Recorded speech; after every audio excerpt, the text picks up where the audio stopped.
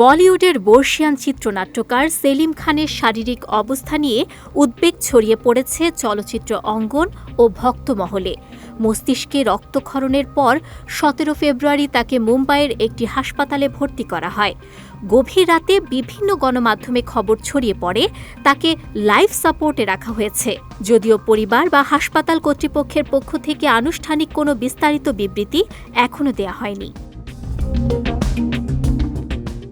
হাসপাতাল সূত্রে জানা গেছে, হঠাৎ রক্তচাপ বেড়ে যাওয়ার পর তার মস্তিষ্কের ডান পাশে অভ্যন্তরীণ রক্তক্ষরণ হয়।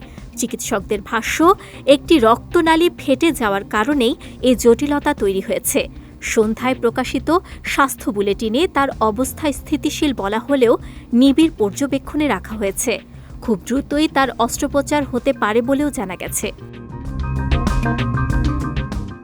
বাবার অসুস্থতার খবর পেয়ে শুটিং ছেড়ে দ্রুত হাসপাতালে পৌঁছান সালমান খান। গভীর রাতে হাসপাতাল থেকে বের হওয়ার একটি ভিডিও সামাজিক মাধ্যমে ছড়িয়ে পড়ে, যেখানে তাকে স্পষ্টতই উদ্বিগ্ন দেখাচ্ছিল।